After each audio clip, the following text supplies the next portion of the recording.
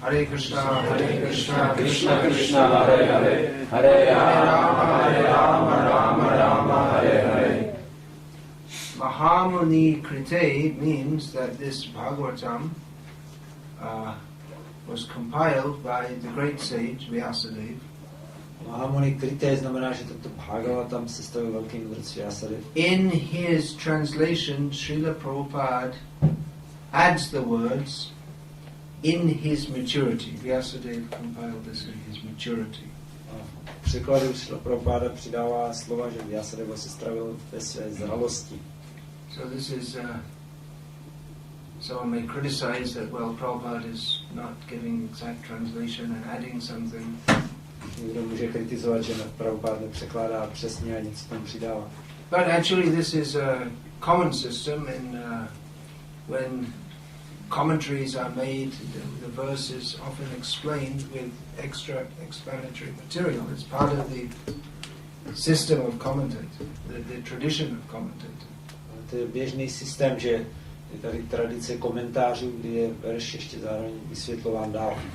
And the special significance of this becomes clear in the 4th and 5th chapters of this first canto. A jak je to zvláště významné, je jasně ukázáno ve 4. a 5. kapitole tohoto zpěvu. How Srimad Bhagavatam came to be compiled in its present form, jak to šlo k tomu, že byl Srimad Bhagavatam sepsán ve své současné podobě. is described therein. To je v těchto kapitolách popsáno. How Vyasadeva was feeling morose even having done what he's supposed to do. Jak Vyasadeva byl zasmušilý, i když udělal už všechno, co se od něho očekávalo. Vyas means who divides, that's the literal meaning. Vyasa doslova znamená ten, kdo rozděluje. So he categorized all the Veda, actually Veda is, the term is Veda, but he categorized it and sorted it out into 3 plus 1 Vedas, and therefore we have the 4 Vedas. Takže on veškeré védy rozdělil na 3 plus 1, takže máme celkem 4 védy. 3 plus 1 means that the Atharva Veda is sometimes considered supplementary or not on the same level as the other 3. 3 plus 1 říkáme, protože Atharva Veda je někdy považována za dodatečnou a ne na stejné úrovni. And as is described, he gave certain parts of the Vedic literature to his disciples to compile, write down. Je popsáno, že určité části védské literatury svěřil svým žákům, aby je sepsali. But still he was dissatisfied. Pořád byl nespokojený. And Narad instructed him why. Narada mu vysvětlil proč. That you didn't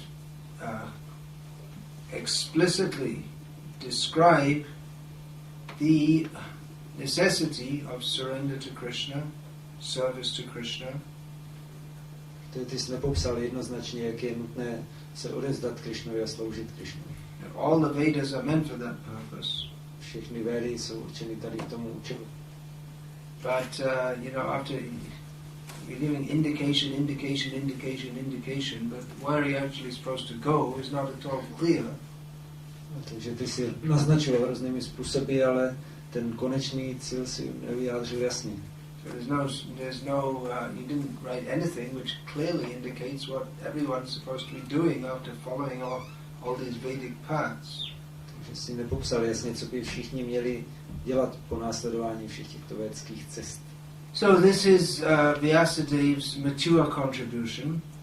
Takže tohle je Vyasadevův zralý příspěvek.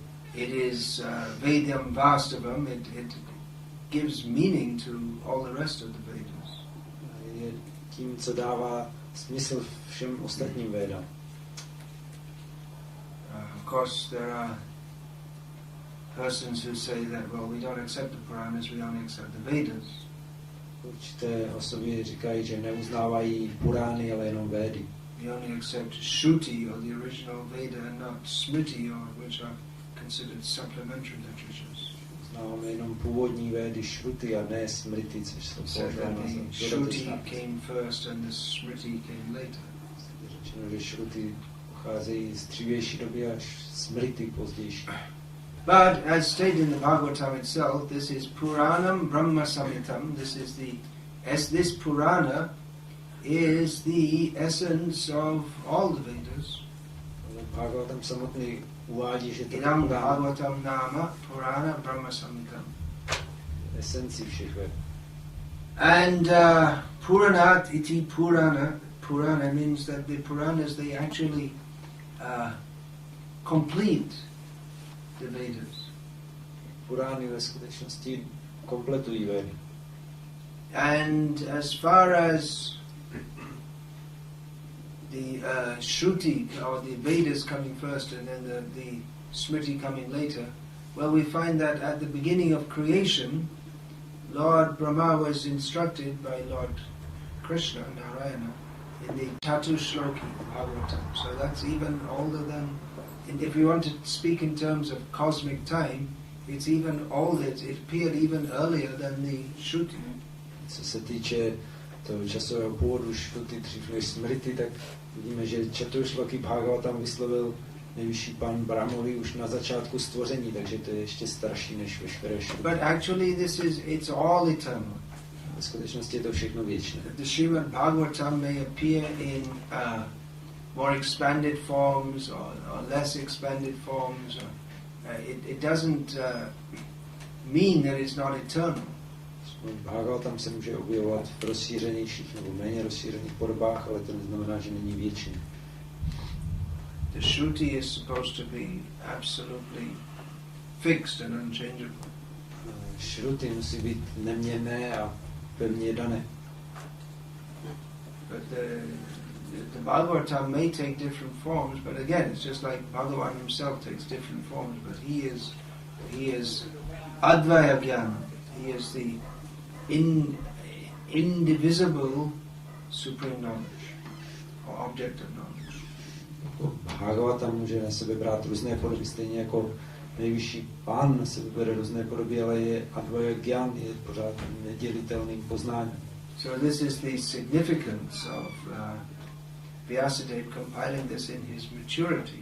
Takže to je význam toho, že to Vyasadeva sestavil ve své zralosti. It is his last work. To je jeho poslední dílo. So, of course, you may say, well, Vyasadeva is self-realized from the beginning. Můžeme říct, že Vyasadeva je seberealizovaný od začátku. But then even self-realized persons, they may appear to go through various stages of realization. Ale můžeme vidět i u seberealizovaných osob, že procházejí různými stády realizace. Realization is unlimited. Realizace je neomezená. So even a self-realized person can become more realized. Takže i seberealizovaná osoba se může stát realizovanější. No one can say they know everything about Krishna. Nikdo nemůže říct, že ví všechno o Krišnovi. Jananta eva janantu kim bahutyaname prabhu mamasa vapusavacha vaivavam tavagochara. Lord Brahma, who thought he was, had everything worked out. He knows all the Vedas because he was directly taught them by Krishna. They were revealed to them within his heart. Pán Brahma může říct, že ví všechno, zná všechny Védy, protože mu je Krishna vyjevil přímo do srdce. So he thought, well, I know everything. Si myslel, tak já už vím všechno. But he was bewildered by Krishna in the famous Brahma Vimohana Leela, which means the pastime by which Brahma was bewildered. Ale Krishna ho zmátl v té slavné Brahma Vimohana Leela, což znamená zábava, kdy byl Brahma zmaten. So then Brahma admitted to Krishna that's verse I just quoted, that some people may say, I know about Krishna. Let them say like that. Tím veršem, který jsem citoval, tak Brahma přiznal Krishnovi. Někteří můžou říkat, já vím o Krishnovi všechno, tak ať to říkají. But as far as I'm concerned, with my 4 very intelligent brains, I don't know. Co mě se týče s mými 4 inteligentními mozky, tak já nevím. That neither by mental endeavor, neither by physical endeavor, or neither by oral endeavor, vocal endeavor, can one understand the limits of Krishna, because he's unlimited. ani mentální snahou, ani fyzickou nebo orální jako snahou mluvit. Nemůže člověk poznat Krišnu, protože on je neomezený. So Vyasadeva has in many ways made the most difficult work to describe Krishna because he's indescribable. Vyasadeva dělal úplně tu nejtěžší práci, že popisoval Krišnu, který je nepopsatelný. It's relatively easy to describe chemicals and machines, history and geography. Je relativně snadné popisovat chemikálie a stroje a dějiny a zeměpis. But to describe Krishna is not for ordinary people. Popsat Krišnu to není úkol pro obyčejné lidi. If ordinary people try to describe Krishna, well, their description is like that, of machines and chemicals, because that's all they know. Se obyčejní lidé snaží popisovat Krišnu, tak popisují taky tak jako nějaké chemikálie, stroje. Put Krishna in the same kind of category. Snaží dát Krišnu do stejné druhu kategorie. But it requires Vyasadeva and his representatives to describe Krishna. Takže aby Krišna mohl být popsán, to je třeba Vyasadeva a jeho představitel. Krishna cannot be described by the language of this world. Krišnu nelze popsat jazykem tohoto světa. You may say, well, we're speaking here English, Czech, and reciting Sanskrit, which are all languages known in this world. Tak se dá říct, my tady mluvíme anglicky, česky, sanskrit, to jsou všechno jazyky tohoto světa. But actually, these descriptions of Krishna, they take place on the transcendental platform. Tyto popisy Krišny se v skutečnosti odehrávají na transcendentální úrovni.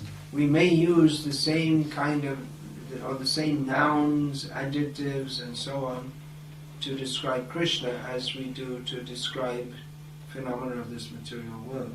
Můžeme pro popisování Krišny používat stejná podstatná přídavná jména, jako když popisujeme jevy tohoto světa. Just like, for instance, one chapter of Krishna book, Srila Prabhupada has entitled it Wonderful Krishna. Jako například jednu kapitolu Krišna knížky Srila Prabhupada nazval Úžasný Krišna. So that adjective, wonderful, ujasni, Úžasný. that can be used for phenomena of this material world. Tohle z toho přidané jméno Úžasný se dá používat i projevy tohoto světa. Who can think of something wonderful in this material world? Koho napadá, co je That úžasné. which produces wonder. Co vytváří nějaké úžasy. Sunset. Sunset. Yeah, you don't see sunset in cities because of the tall buildings. And the neon lights also. But if you see the sunset in the ocean, it looks wonderful. Západ slunce, který sice ve městech nevidíme, tady jsou možná neony, ale na moři to vypadá úžasně. If one goes in the Arctic Circle, there's what's that called? They call it the Northern Lights. There's some Latin name. There's some fantastic array of colors in the universe with stars. So it looks wonderful. Yeah. Northern Lights, it's called in English. It's got some Latin name, auroras or something like that. Za arktickým We don't have kruhem. any. Celá ta polární záře se všemi úžasnými barvami a prostě výjevy z vesmíru. So adjectives like wonderful, Takže takovéhle přísudky jako nebo přídavná jména jako úžasný, sweet, vlastní, nebo sladký, compassionate, soucitný, words like love, slovo jako láska. these are commonly used in relation to Krishna. To se běžně používá ve vztahu ke Krišnovi. However, the terms that we use in material language they represent only perverted reflections of the actual wonder, love, compassion, etc. that are the Swarup Lakshan, or the intrinsic characteristics of Krishna. Ty pojmy, které používáme ve světském jazyce, tak označují jenom převrácené odrazy té původních charakteristik Krišny, jako je láska, úžasnost a sladkost. That's why we have to hear from devotees about Krishna. to o Krišnovi musíme naslouchat od oddaných. If we hear from non-devotees, they may say Krishna is sweet, Krishna is wonderful, Krishna is compassionate, and so on. Posloucháme od neoddaných, oni taky můžou říkat, že Krišna je sladký a úžasný a soucitný a tak dále. But their understanding is imbued with mundane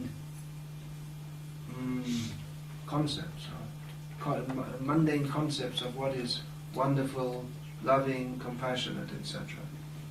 Jejich pochopení je prosycené světskými představami o tom, co je úžasné a soucitné a sladké. So a devotee, he speaks from the Vaikuntha platform. Oddaný mluví z vajkunské úrovně. This term wonderful is used in relation to rasa. That is the definition of rasa is that which produces great wonder. Tohle slovo úžasný se pojí s rasou, co znamená rasa je to, co vytváří úžas. Yes, chamatkara, bhara, bhu, that which gives rise to very literally heavy wonder. To díky čemu vzniká doslova těžký úžas. What's the first line of that verse? And the next is Hridi Satvojvale Bardham Swadate Sarasomataha.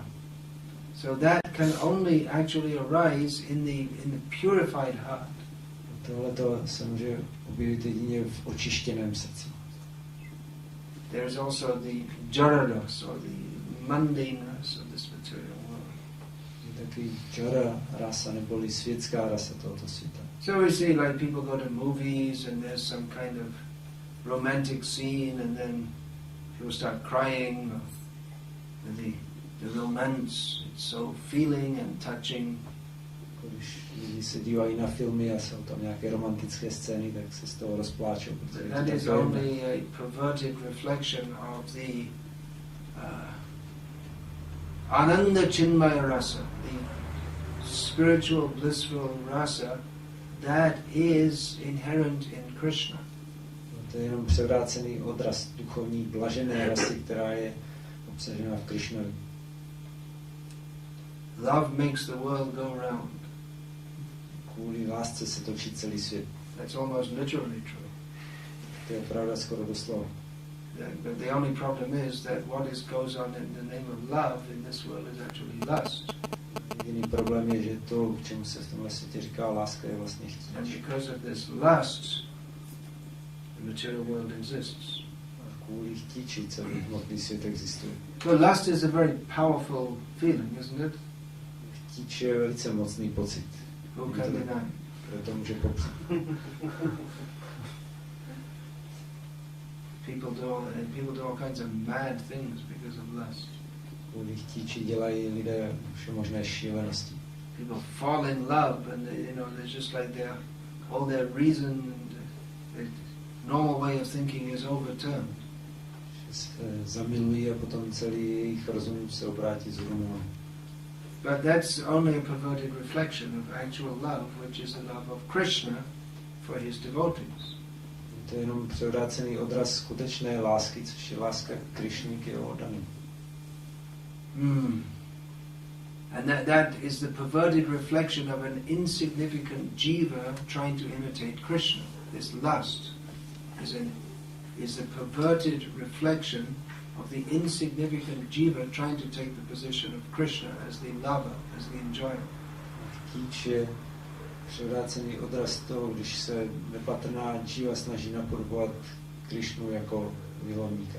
Now just consider that all the lust that has ever been experienced throughout history, not only among humans, even the animals feel lust.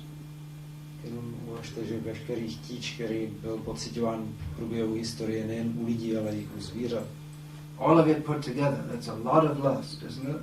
Když tohle všechno se dá dohromady, to jsou spousty chtíčů. I mean, even one person's lust is a lot. Jenom chtíč jedné osoby je hodně. What to speak of, there's supposed to be 6 billion people on the planet, approximately, at the present time. And there are plenty of, lusty pigs and dogs and etc. V současné době má být na planetě 6 miliard lidí a pak je spousta And psů a prasat. there are other planets. Jsou další planety. There are the universes. Další vesmír. I mean, there's really a lot of lust. To chtíče existují spoustu. And all of that put together is just a perverted reflection of a tiny drop of the pure love that Krishna feels for his devotees and especially for Radharani at every moment. Když to všechno se dá dohromady, tak je to jenom převrácený odraz čisté lásky, kterou má Krishna ke svým oddaným a speciálně ke Srimati Radharani každým okamžikem. So then we can understand that these words, they're not really meant for anything. Language is not really meant for describing anything but Krishna. Můžeme chápat, že slova nejsou určená k popisování ničeho jiného než Krishna. The wonder of a sunset is extremely insignificant compared to the wonder of Krishna. How beautiful is Krishna. Úžasnost západu slunce je úplně bezvýznamná oproti úžasnosti. So it's not any ordinary person who can write about Krishna. Takže o Krishnovi nemůže psát žádná obyčejná osoba. Vyas was empowered to do so. Vyasadeva k tomu byl splnomocný. And all other Vyasis or representatives of Vyas, they follow in the footsteps of Vyas. Všichni ostatní představitelé Vyasy kráčí v jeho stopách. Therefore there is Vyasa Puja. The transmitter of the transcendental message is worshipped as a representative of Vyas. To se slaví Vyasa Puja, že ten, kdo předává transcendentální poselství, tak je oslavovaný jako představitel Vyasy. And persons who do not accept the Vedic literature, the contribution of Vyas, they are considered atheists. Ti, kdo neuznávají védskou literaturu, kterou dal Vyasa, tak jsou považováni za ateisty. So Vyas has made a tremendous intellectual and social contribution in the form of the Vedas. Vyasadeva dal veliký intelektuální a sociální příspěvek v formě ved. And spiritual contribution. Duchovní příspěvek. That's a good boy sitting very quietly. Little boys are little boys, so if he speaks a little bit, it's not surprising. Vím, že taky občas mluví, už to z dlouho sedí tady v klidu.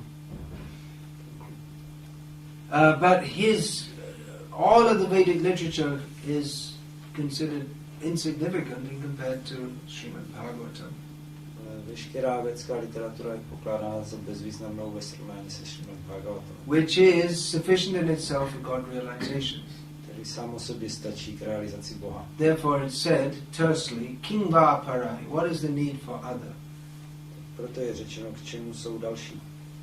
Srimad Bhagavatam is in itself sufficient for God realization. Srimad Bhagavatam sám o sobě stačí k realizaci Boha. Of course we find that the six Goswamis of Vrindavan, Nana Shastra Vicharanayik and Nipun, they were expert in scrutinizing all the revealed scriptures. Že 6 Goswamí v Vrindavanu bylo mistry ve zkoumání všech zjevených písm. But nevertheless, they mostly quoted the Srimad Bhagavatam in their various works. Přesto ve svých dílech nejčastěji citovali Srimad Bhagavatam. And as Srila Jiva Goswami has established, the Srimad Bhagavatam is the measure by which all other shastric utterances are to be understood. Srimad Bhagavatam, Jiva Goswami ustanovil Srimad Bhagavatam jako měřítko, podle kterého se mají chápat výroky veškerých ostatních písem. If there is an apparent contradiction between scriptures, then the verdict of Bhagavatam is the ultimate. V písmech nějaký zdánlivý protiklad, tak konečným soudem soudá Srimad Bhagavatam. So the six Goswamis, they studied various literatures. What for? For the sake of establishing eternal religious principles in human society. Proč studovali Swami různá písma, aby ustanovili náboženské zásady v lidské společnosti? But that such study is not possible for everyone. Takové studium nemůže dělat každý. Even to study Srimad Bhagavatam, it's a great task, isn't it? If we say, here, take this book, this series of books, and how am I going to read so many books? Už studovat Srimad Bhagavatam je velký úkol, když dáme celý set někomu, tak řekne, jak tohleto všechno může pročíst. Sometimes I think it's just like someone sits down with a big plate of prasadam. Říkám, že to je jako když si člověk sedne k velkému talíři plnému prasádu. And they're quite confident that gradually this big plate of prasadam will make its way from the plate to his stomach. S takovou důvěrou, že celá ta hromada prasádam postupně si najde cestu z talíře k němu až do břicha. It's, with enthusiasm, determination and patience, gradually gets to the whole plate of prasadam. S nadšením, přesvědčením a trpělivostí se postupně vypořádává s celým tím talířem. See, a lot of devotees understand English. You can tell from the jokes. Poznat, že hodně oddaných tady rozumí anglicky podle těch vtipů. So, well, it's not just a joke. I mean, you do have to have enthusiasm, determination, and patience. So, no, it's not very difficult to get enthusiasm, determination, and patience for getting through a big plate of prasadam. Když to není vtip, že opravdu je potřeba nadšení, odhodlání a trpělivosti, když pro talíř prasádam není těžké tohleto mít. But that example is there. With enthusiasm, determination, and patience, one can gradually go through the whole Bhagavatam. Takhle se dává ten příklad, že s nadšením, odhodláním a trpělivostí se člověk může prokousat celým Bhagavatam. If we consider that most people read the newspaper every day, Když uvážíme, jak většina lidí každý den čte noviny, so the same time spent for reading the newspaper could be spent for reading Srimad Bhagavatam. stejný čas, který tráví čtením novin, můžou trávit čtením Bhagavatam. And if you read a little every day, there'll come a day when you come to the end. No, pokud budete číst trochu každý den, tak přijde den, kdy se dostanete na konec. And when you do that, then you have to start at the beginning. No a potom se musíte začít od začátku. And every time you read through, you think, wow, I didn't really... Is that it? That's amazing. I didn't see that last time. I read it, but it didn't hit me. No, vždycky, když čteme znova, tak si říkám, no to je úžasný, tohle jsem tam neviděl, sice jsem to četl, ale vůbec mi to neoslovil. And it's amazing. Everyone who reads Bhagavatam again and again and again has this experience that every time they read it, it's just they find it richer and richer and richer. Každý, kdo čte Bhagavatam znovu a znovu, má tu zkušenost, že při každém čtení vidí, že je to bohatší a bohatší. So in that way it differs from eating a big plate of prasadam. Se to liší od jedení velké hromady prasáda. Because although you may go back for more prasadam after you've finished a big plate, there comes a point in time when you say, okay, that's enough for now. Když si můžete jít pro přídavek po dojedení prvního tácu, tak přijde okamžik, kdy už řeknete, tak pro teď už to stačilo. Of course, people with transcendental digestions, they can go on eating. Lidé s transcendentálním trávením můžou jíst dál. Just like Chaitanya Mahaprabhu, he found out that his servant Govinda had kept a room full of prasadam for him. Když Chaitanya Mahaprabhu zjistil, že jeho služebník Govinda pro něj má celou místnost plnou prasádam. So many devotees were coming and giving Govinda some prasad item and saying, please give it to Chaitanya Mahaprabhu. He was saying, yes, yes, but actually he was thinking, I can't give it all. How did he eat so much? Přicházelo mnoho oddaných a přinášeli prasádám a říkali Govindovi, prosím tě, dej to Chaitanya Mahaprabhuvi. On říkal, tak ano, ale pak si říkal, jak mu tohle to můžu všechno dát. So then one day he told Chaitanya Mahaprabhu, I'm feeling guilty because I'm lying to all the devotees that I fed them. But there's so much prasadam and there's a room full of it. Pak jeden den řekl Chaitanya Mahaprabhu, já se cítím provinile, protože lžu těm oddaným, že ti to všechno prasádám dám, ale už je plná místnost. Chaitanya Mahaprabhu said, okay, bring it. Chaitanya Mahaprabhu říkal, tak jo, tak to přines. So Govinda went back and forth and he brought the prasad. Every time he came back, Chaitanya Mahaprabhu was waiting. He'd eaten and in a short time he had the whole room. Govinda běhal sem tam a pokaždé, když přišel s novou várkou, tak mezi tím už to Chaitanya Mahaprabhu měl snědené a takhle sněl celou tu místnost. Madhvacharya also, after eating a big meal, someone brought him a huge, from the tree, whole huge bananas. So you've seen in South India, they have these huge, heavy. One banana is really heavy, but you know, like he brought a whole, and Madhvacharya finished them all. Madhvacharya už měl za sebou celé velké jídlo a pak mu někdo donesl nějaké obrovské banány, jako jsou v Jižní Indii, a on snědl to. So,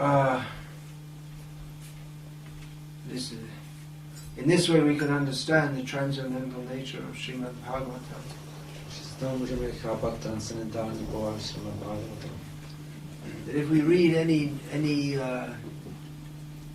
mundane book, then you know you read it. Okay, it was great. What a great book. And if you read it again, maybe there may be some very, some of the best literature, you could say, mundane literature. You maybe read it once or twice, but how many times can you read it? Čteme nějakou světskou knížku, jak nám může připadat skvělá, ale i ty nejlepší knížky můžeme číst jednou, dvakrát, ale kolikrát ještě víc. Bhagavatam, you read it and then you want to read it again and again and again and again. Bhagavatam přečtete a budete chtít číst znova a znova. And more transcendental realization will be revealed to the devotee. Oddanemu, který to bude dělat, bude vyjeveno víc a víc transcendentální. So this is sufficient in itself for God realization. To samo o sobě stačí k realizaci Boha. Of course, the commentaries of the acharyas, which are represented by Srila Prabhupada's commentaries, that's also Bhagavatam. Komentáře acharyů, které představuje Srila Prabhupada, to jsou komentáře, jsou taky Bhagavatam. Srila Prabhupada said that by reading my purport, one gets in touch with the acharyas. Prabhupada říkal, že čtením mých významů člověk přichází do styku s předchozími acháry. So it is a major work, and we can't read everything. Je to velké dílo a my nemůžeme číst všechno. What to speak of all the many books brought out by previous devotees. I mean, even all the books that are coming out in ISKCON, it's not possible to read them all. Říct to další spoustě knih od jiných dřívějších oddaných. Už jenom všechny knížky v ISKCONu ani není možné přečíst. It's good there are many books coming out. This is kirtan. This is one form of kirtan. Je dobře, že vychází tolik knížek, to je jedna forma kirtan. Glorifying Krishna and the process of Krishna consciousness in the form of writing is a natural function of an inspired devotee. Oslavování Krišny a proces oddané služby je přirozený úkol inspirovaného oddaného. But our basic study should be focused on, especially these 4 books Srila Prabhupada said. V základu bychom své studium měli soustředit na 4 knihy, o kterých mluvil Srila Prabhupada. Namely Bhagavad Gita as it is, Srimad Bhagavatam, Sri Chaitanya Charitamrita and the Nectar of Devotion. Bhagavad Gita taková, jaká je Srimad Bhagavatam, Chaitanya Charitamrita a Nectar of Devotion. Chaitanya Mahaprabhu warned, Bahu Grantha na paribe. Chaitanya Mahaprabhu varoval, nečtěte mnoho knih. Or in Rupa Goswami rendered that in Sanskritam as in his list of, listing activities not favorable for devotional service. He wrote Bahu Grantha Kalabhyasa, which means to just study a little bit here and there from different scriptures.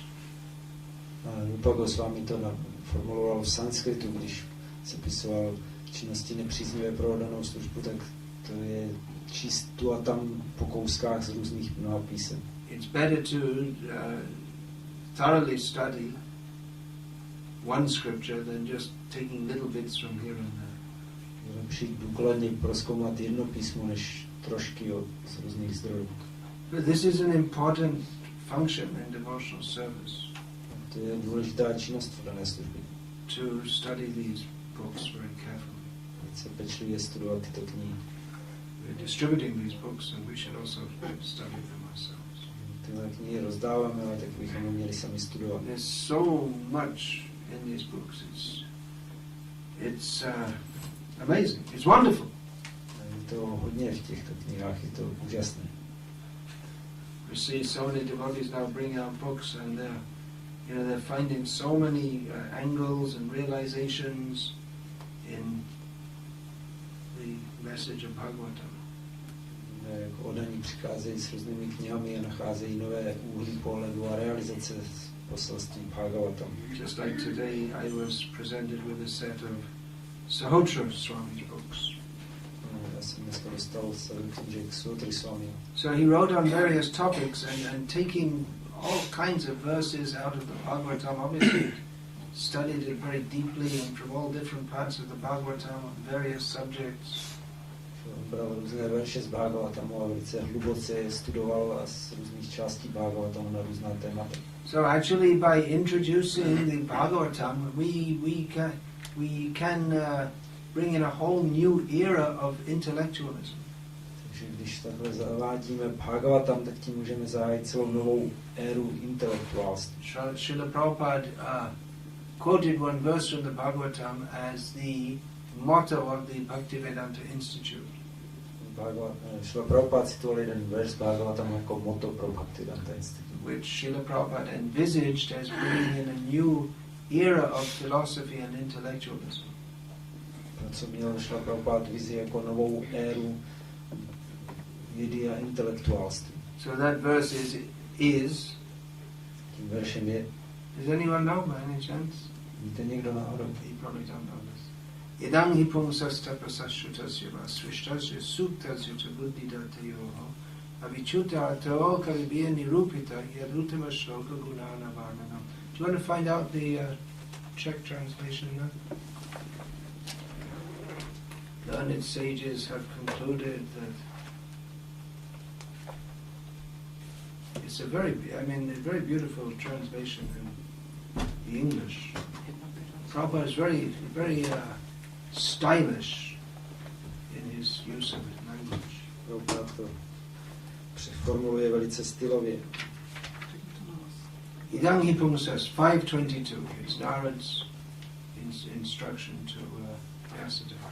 522. Národový pokyny Vyasadevovi, 5. kapitola prvního zpěvu, sloka 22. Učené kruhy došly k pozitivnímu závěru, že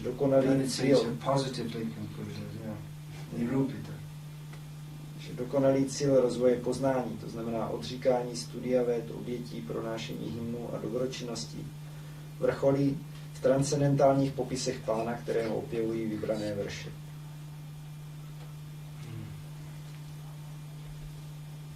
So there may be so many studies, but everything should be guided by the version of the Bhagavatam. Takže je možné studovat lecos, ale všechno by to mělo být pod vedením toho, co říká Bhagavatam. In one purport in the third canto of Bhagavatam, it's describing some scientific phenomenon. Srila Prabhupada wrote that this verse can form the basis of much scientific research.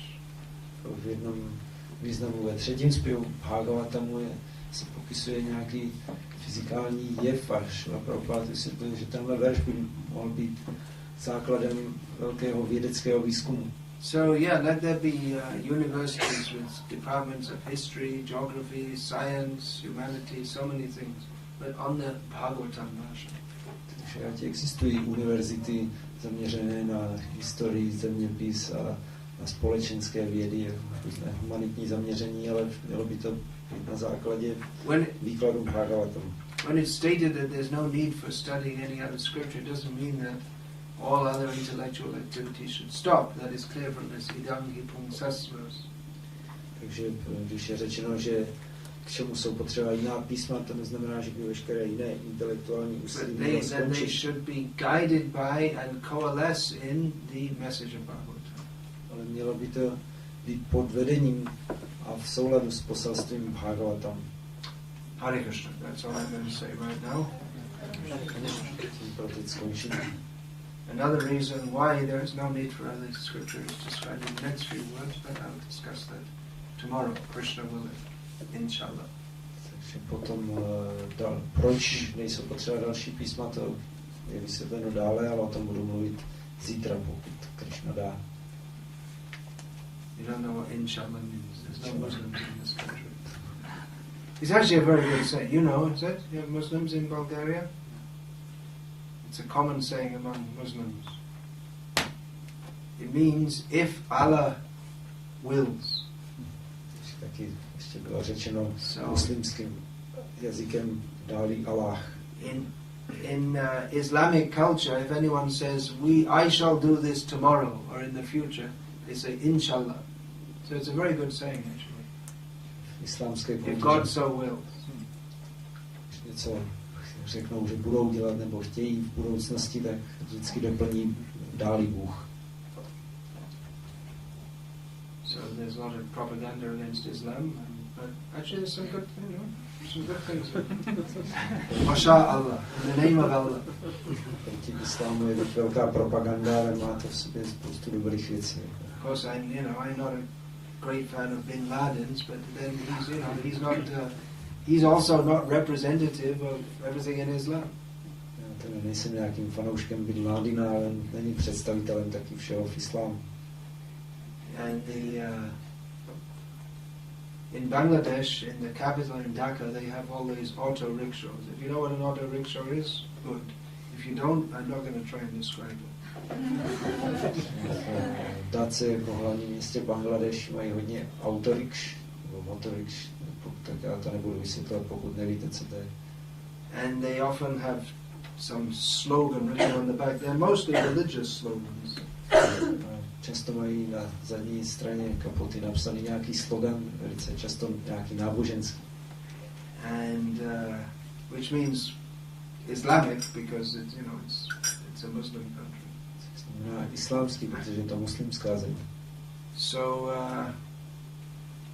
one common one is namaz beheste chabi, which means that namaz, praying 5 times a day, is the key to heaven. Jedním z těchto běžných nápisů je modlit se 5krát denně je klíčem k nebi.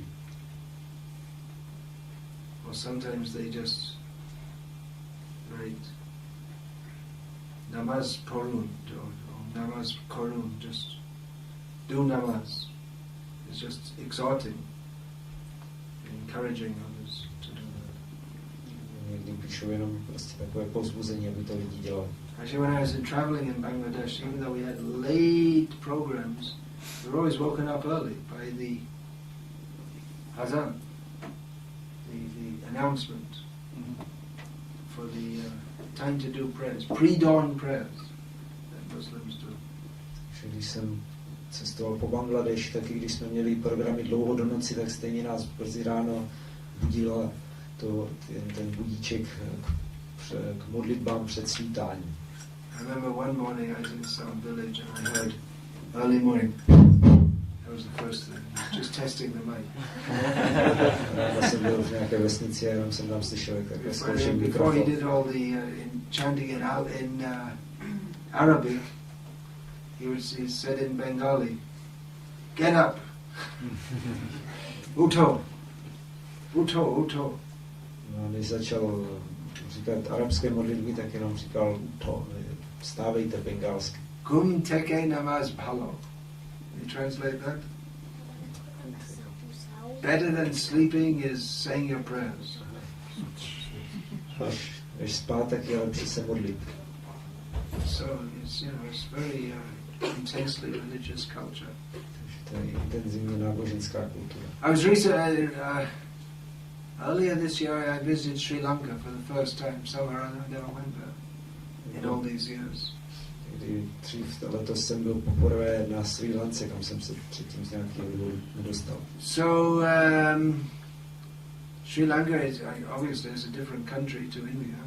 It's politically a different country. Srí Lanka je politicky jinou zemí než Indie.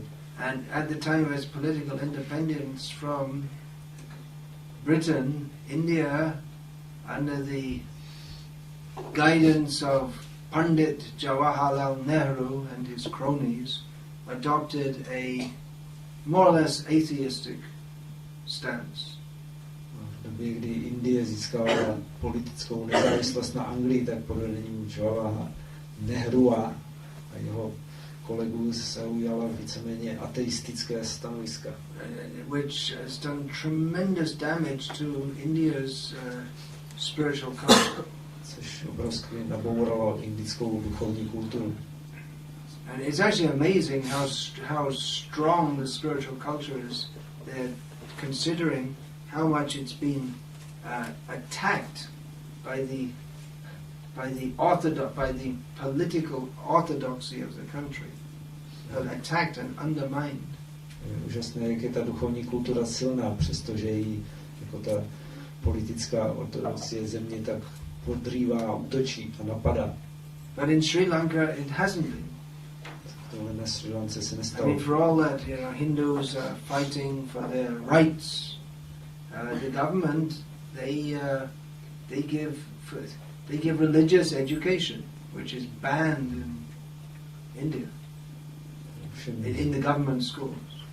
Hinduistům, kteří bojují za svá práva, na Sri Lance dává vláda a náboženské vzdělání, které je v Indii ve státních školách zakázané. So I went to when I went to a school, and there's like 8-year-old kids, 10-year-old kids, and I asked, what is the most important thing to learn in school? And one girl put her hand up, and I asked, and she said to understand God, which in India they say to earn money is the general response. Takže jsem tam šel do školy a ptal se těch 8-10letých dětí, co je nejdůležitější, co se můžou ve škole naučit, a tam se jedna učička přihlásila, že to je poznat Boha. Když to v Indii většinou odpovídají, že to je The young kids, they can all say who are the 10 avatars of Vishnu, which most of our ISKCON devotees, they have a hard time. Malé děti říkali, kolik je 10 hlavních avatárů Višnu a s čím mají potíže i tady iskonští odaní. So, what's that going to do? What was the point I was making? Religious education. We should replace the... Anyway, we should... New intellectualism is Muslim. I traveled from Bangladesh to Sri Lanka on the chariot of my mind. Actually, I must say, you devotees are all wonderful, but I'd much rather be in India than... In general, I'd rather be in India than in Czech Republic.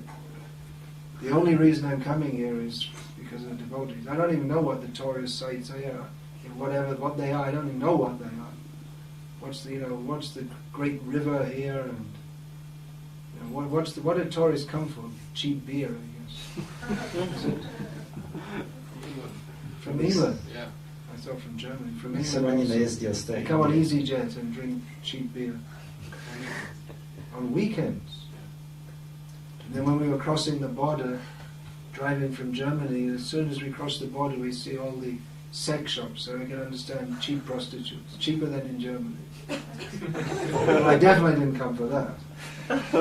Turisti sem jezdí za pivem a za prostitutkami, které jsou levnější než v Německu. Hare Krishna.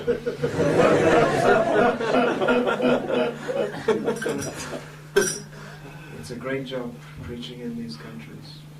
To je velký úkol tady kázat v těchto zemích. The other day in Lithuania, I was at a festival, and I was sitting next to Niranjan Maharaj. He won't come here, but you should invite him anyway, because he's such a great saint. I mean, I just feel embarrassed to be anywhere near him because he's so pure. V Litě jsem seděl vedle Niranjana Maharaja, a to je velký světec, já se cítím nečistý, jenom když jsem v jeho blízkosti. So anyway, I was giving a little speech, and I was reading from a songbook in Bengali. Já jsem trochu mluvil a četl jsem z bengalského zpěvníčku. And then afterwards, after I'd finished, Niranjan Maharaj said to the devotees, actually, Bhakti Vikas Swami was reading that directly from Bengali. Jsem skončil. Vikas Maharaj to četl přímo z bengalštiny. So I said, yes, and it was my good fortune in my youth to learn this Gaudiya language. Tak já jsem říkal, no to je moje velké štěstí, že už v mládí jsem se naučil tenhle gaudijský jazyk. Those who spend their whole lives preaching in these God-forsaken places, I mean their sacrifices, that's something far more laudable. No ale ti oddaní, kteří celý život tráví kázáním v těchto Bohem zapomenutých zemích, tak to je mnohem chválihodnější. So don't be discouraged. There is ample reason to become discouraged in this difficult world. Tady v tom těžkém světě je spousta důvodů, jak se nechat odradit. Just consider what wonderful things Srila Prabhupada has given us. Nenechte se odradit a uvažujte o tom, jakou úžasnou věc nám Srila Prabhupada. And remain patient. Zůstaňte trpěliví. Preaching in these countries is not easy. I ran away. Kázání v těchto zemích není snadné, já odsud utíkám. I was a coward. Jsem prostě zbabělec. So, but if you can stay here and make the Czech Republic Krishna conscious, well, I mean, even to start doing that, it's a great service, no doubt. Jestli tady vydržíte a rozšíříte vědomí Krišny v České republice, Okay, so I už jenom s tom začít je Hare velká. Krishna. All the ways to Srila Prabhupada.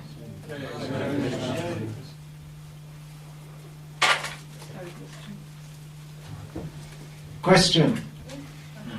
All right, I have to put this back on. Okay, what is the question? So you've mentioned it's good that in ISKCON there is some book publication going on, like new books being translated, but what to do when sometimes by some misfortune, some mistake, even some not bona fide books are published, like was the case with some, this Nityananda Charitamrita. Yeah, Nityananda Charitamrita, Advaita Prakash, in Vaikuntha even the leaves don't fall, and, you know. Well, in one sense it's a sign that devotees are alive, that they're publishing. You can translate the whole thing. Že otázka byla, že tady padla chvála na publikování nových knih v ISKCONu, ale že bohužel taky někdy vychází knížky, které nejsou autorizované a And it seems practically inevitable that along with the bona fide, some non-bona fide things will come too. že na jednu stranu je to dobře, ale zřejmě to je taky nevyhnutelné, že se všemi těmi správnými knihami vyjdou i všelijaké pochybné. Last year I met the devotee who had published Advaita Prakash in Russian, and I told him, look, this book's not bona fide. Why are you publishing it in Russian? He said, well, now I printed so many and I invested so much money and, I have to get my money back. Já jsem v Rusku mluvil s Odanem, který ten Advaita Prakash vydal v ruštině a říkám mu, že to není autorizovaná knížka, ale on říká, já už jsem do toho investoval tolik peněz, tak je musím nějak dostat. Devotees like it. Odanem se to líbí. That is the main criterion for everything. Kritérium pro všechno. Everyone likes it. Každému se to líbí. Does Prabhupada like it? That should be the real criterion. Jestli se to líbí Prabhupádovi, by mělo být kritérium. So yeah, it's we can't stop these things, but at least there should be some guidance as to what is desirable and what isn't. Tomu se nedá zabránit, ale mělo by tady být nějaké vedení, jako co je žádoucí. We can't have cameras in everyone's home monitoring what they're reading. Nemůžeme každému dát do domu kamery, aby sledovali, co čte. But devotees should be aware that not everything that is published is bona fide. By měli vědět, že ne všechno, co se vydává, je autorizované. And even some things which are produced by our acharyas, they're not meant for they're not meant for public distribution. Některá díla našich ačárů nejsou určená pro veřejnou distribuci. Many of the literatures of our acharyas are they're meant for liberated souls, not for sadhakas or those who are just trying to be Krishna conscious. Mnoho knih našich ačárů je určených pro osvobozené duše a ne pro sádhaky, kteří se snaží být svědomí Krishny. So all these things should be considered. We might like to hear about Krishna's very intimate pastimes with the gopis, but it's not meant all these intimate things are not meant for persons who are not qualified for that. si můžeme říkat, že bychom rádi četli o důvěrných Krišnových zábavách s kopíny, ale tyhle knihy nejsou určeny pro ty, kdo na to nejsou kvalifikovaní. So it is a relevant question that you have asked. Závažná otázka, aktuální. Muniyo sadhu prishto ham. Oh Munis, you have questioned me well. Jo, dobře jste se mě otázali.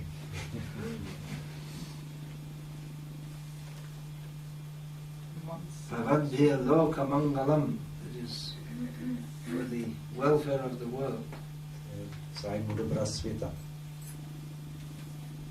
Sub-question is that because I've seen these books which are not bona fide, they are published by devotees who are supposed to be like scholars and like Scholars, they may be scholars, but it doesn't mean that they're acharyas. Knížky možná vydávají učenci, ale to neznamená, že jsou to acharyové. It doesn't mean that. I mean, they're very publishing these books means that they're either not philosophically astute and in line with Siddhanta. It either means that, or it means that they're more concerned with making money than they are with Loka Mangalam, the welfare of the world and of the devotees. To, že ty knížky vydávají, znamená buď, že nejsou upevnění v Siddhantě, anebo že chtějí vydělávat peníze, aniž by se starali o to, co je skutečně dobré pro svět. Books is the basis, but bucks are the basis. Ne, že knihy jsou základ, ale že prachy jsou základ. Books are a mean to get bucks. That's this Ras Bihari Loy Bazaar, producing so many books, but the guy's a businessman. Knihy mají hlavně vydělávat, jako ten Ras Bihari na Loy Bazaar vydává spoustu knih, ale jenom jako his motive is money. He found a market. He's created a product that has a market, which is nicely printed, poorly translated Vaishnava works. Hlavně bude o peníze a on na to našel trh, takže vytváří produkty, což jsou pěkně vyvedené, ale špatně přeložené knížky vajšnavských autorů.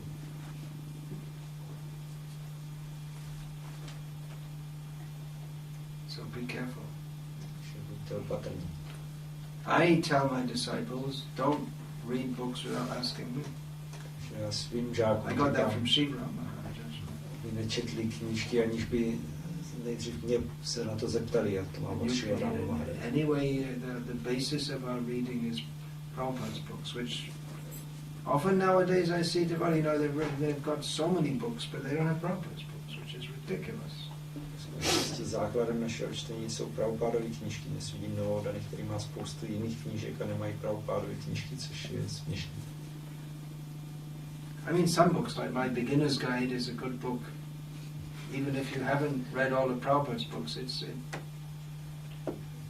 gives some practical guidance. Takže moje brožurka pro začátečníky tak může být užitečná, i když nemáte přečtené Prabhupádovy knížky, že dá nějaké vedení. And if you are a brahmachari, then that brahmachari book is certainly helpful, even if you haven't read all of Prabhupada's books. It's collated from Prabhupada's teachings. Pro brahmachari je ta brahmacharya knížka taky užitečná, i když ještě nemají přečteno všechno. And even if you haven't read all of Prabhupada's books, it's very valuable to read books about Prabhupada. Když nemáte přečtený všechny Prabhupádovy knížky, je cenné číst o Prabhupádovi. That Transcendental Diaries, I mean, I especially like that's a very, you see Prabhupada close up. Do you have that in Czech? No. That'll come later. Transcendentální deník. No, definitely should be translated. It's a very important contribution. To je velice detailní pohled na Prabhupádu, který bychom měli taky přeložit. Burijan Prabhu's book about Prabhupada was very nice. All various anecdotes with Burijan Prabhu's realizations of the very excellent book. Různé události popsal Burijan Prabhu a své realizace zároveň. There are many actually there are many good books being brought out by Prabhupada's followers. Je hodně dobrých knih, které vydávají Prabhupádovi následně. Burijan Prabhu recently brought out thick book. It's a study guide for the first 4 cantos of Bhagavatam. Actually very helpful for studying Prabhupada's books. John Prabhu nedávno velice vydal tlustý průvodce pro studium prvních 4 zpěvů Bhagavatam, který je hodně nápomocný. So there may be books that enhance our study, even of Prabhupada's books. Takže určité knihy můžou vylepšit naše studium i Prabhupádových knih. But these books are this should be the basis of our Krishna conscious movement. Tyhle knihy by měly být základ našeho hnutí pro vědomí Krishna. Having said that, well, I'm also writing books. Když jsem tohle řekl, tak já taky píšu knížky. Prabhupada told me to, so it's bona fide. Mi řekl, abych to dělal, to je autorizované. Hare Krishna. Hare Krishna. And for the third time I'm saying we're stopping here. But actually there is no end. It's just Konec není. in this material world there are limitations of time and space. V tomhle hmotném světě jsou tady omezení daná časem a prostorem. But actually Krishna Katha should go on. But within our present conditioning we're not like Parikshit Maharaj. But we need to do so in a regulated way. So let's finish. Krishna Katha by měla pokračovat. My jsme podmínění ne jako Parikshit Maharaj, který mohl pokračovat bez přestání, takže tady bychom měli dělat pauzu.